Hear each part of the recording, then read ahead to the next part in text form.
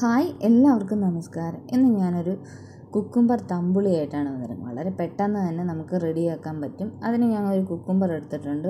പിന്നെ 2 വെളുത്തുള്ളി, ഇഞ്ചി, കുരുമുളക്, ചെറിയ ജീരകം, പച്ചമുളക്, 3 കുഞ്ഞുള്ളി, കറിവേപ്പില. പിന്നെ ഞാനിവിടെ യോഗട്ട് എടുത്തിരിക്കുന്ന ഫുൾ ഫാറ്റാണ്. കയ്യിലുള്ളതുപോലെ എടുക്കാം. എന്നിട്ട് ഇതെല്ലാം കൂടെ ഞാനൊന്ന് കട്ട് ചെയ്തെടുത്തിട്ടുണ്ട്. ആ കുക്കുംബർ നമുക്ക് ഇതെല്ലാം കൂടെ മിക്സിയുടെ ജാറിലേക്ക് ഇട്ടിട്ട് തൈരും ഇതിൻ്റെ ഒപ്പം തന്നെ ഇട്ട് നമുക്കൊന്ന് ഫൈൻ പേസ്റ്റ് ആക്കി എടുക്കാം. ഇതിപ്പോൾ തന്നെയാണ് ഞാൻ ഉപ്പും കൂടി ഇടുന്നത്, അല്ലെങ്കിൽ അരച്ച് കഴിഞ്ഞിട്ട് മതി ഉപ്പിട്ടാൽ മതി. പിന്നെ ആവശ്യത്തിന് തേങ്ങയും കൂടെ ചേർക്കണം. കുറച്ച് തേങ്ങ മതിയായിരിക്കും. അത് കഴിഞ്ഞിട്ട് ഇത് നമുക്കൊന്ന് ശകലം വെള്ളം ഒഴിച്ച് അരച്ചെടുക്കാം. വെള്ളം ഇല്ലെങ്കിലും കുഴപ്പമില്ല, കുക്കുംബറിൻ്റെ ആ വെള്ളത്തിൽ തന്നെ നമുക്ക് അരച്ചെടുക്കാം. വെള്ളം ഒത്തിരി ഒഴിച്ച് അരച്ചെടുക്കരുത്, ലൂസായി പോകും. അതിന് ശകലം വെള്ളം ഒഴിക്കാവുള്ളൂ.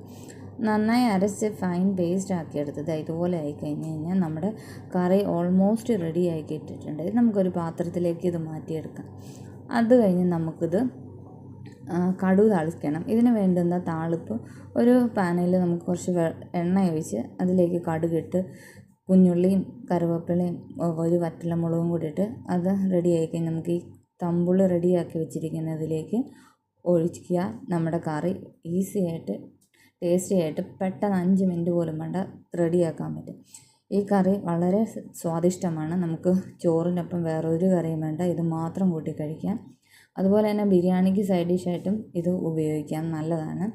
ഇത് നമ്മുടെ ദഹനപ്രക്രിയ മെച്ചപ്പെടുത്താനും ഇത് കഴിച്ച് കഴിയുമ്പോൾ നമുക്കൊരു കൂളിംഗ് ഒക്കെ കിട്ടും. അത്രയ്ക്ക് തണുപ്പാണ്. തൈര് ചേരുന്നതുകൊണ്ടായിരിക്കും. തൈരെന്ന് പറഞ്ഞാൽ ഒരു പ്രോബയോട്ടിക് അല്ലേ, അപ്പോൾ വേഗം നമ്മുടെ ദഹനപ്രക്രിയയൊക്കെ മെച്ചപ്പെടുത്താനായിട്ട് സഹായിക്കും. അതുപോലെ തന്നെ കുക്കുംബർ ധാരാളം വൈറ്റമിൻസ് ഒക്കെ അടങ്ങിയിരിക്കുന്നുണ്ട്. അത് നമുക്ക് നല്ലതാണ്.